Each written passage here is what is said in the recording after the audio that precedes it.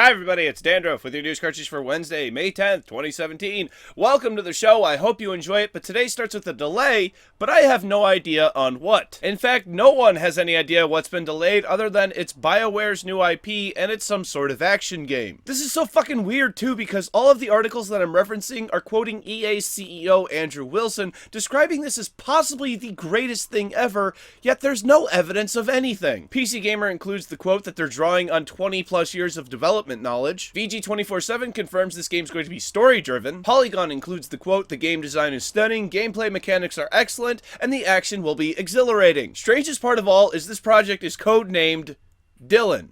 And no offense to anybody named Dylan out there, I'm sure you're an amazing person. I know there's at least one of you out there. But it's such a down-to-earth name for something that seems out of this world.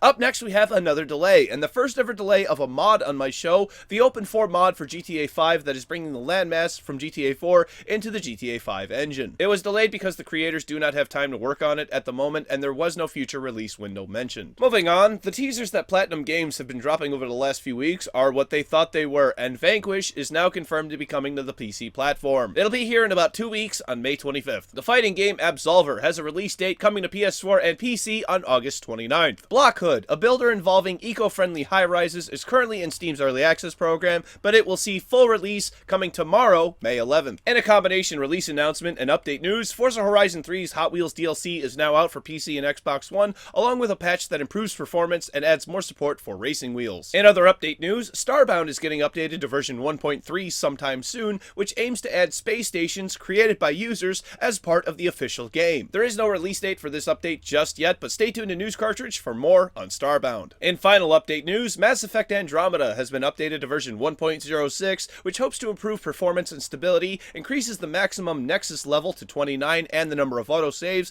and if you want to find the full patch notes, there is a link to them in the description down below, along with links for sources for all of today's stories. Here's something you shouldn't do. Pre-orders are now being taken for Project Cars 2, though I will forgive you if you want to pre-order one of the 3 different special editions, which include a 1:43 scale model of a McLaren 720S. I have no idea about what that really means. All I know is it's a cool looking car. Vagueness may just be the theme of today's show, and here is EA saying they may bring more franchises to the Nintendo Switch, but they continue to be, quote, bullish about it. I had to look this up, and apparently this means it depends on how the market goes. Essentially meaning if Nintendo keeps doing well and it's in EA's best interest, then they'll bring more than just FIFA to the Switch. Thanks for looking out for the consumer, EA. I am so glad. It's always about people playing good video games with you. Here's some good news for Blizzard. After starting their own Overwatch esports league, Activision has decided to combine their MLG assets along with it, giving Overwatch a leg up and being taken seriously as a competitive game. This ain't no chump change either. This is $46 million that Blizzard will have access to,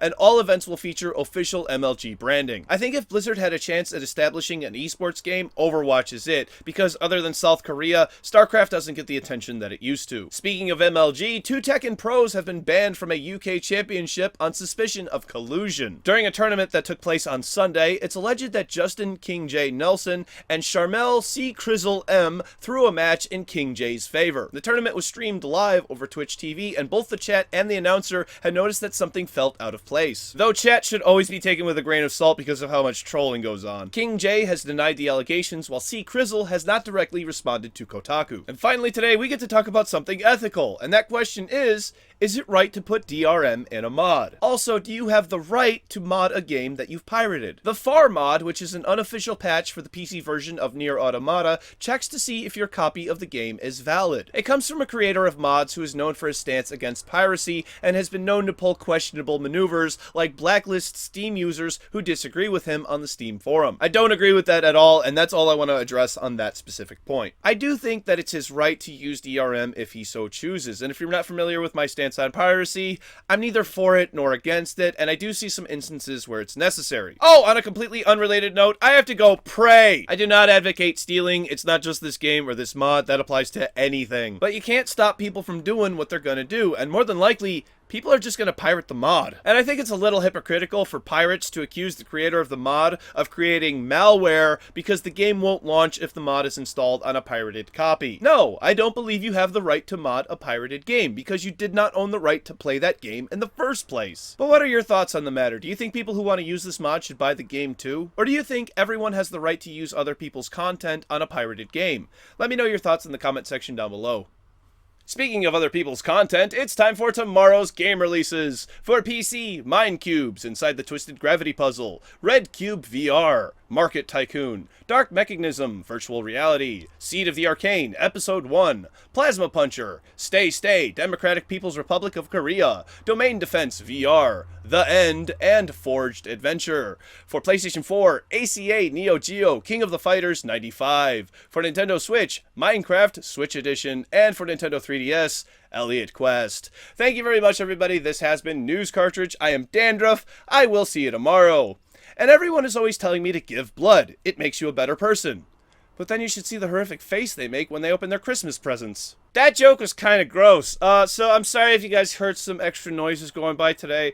It's nice out. It's warm out. So there's people going by on motorcycles, and you know it's rush hour too, so that doesn't help.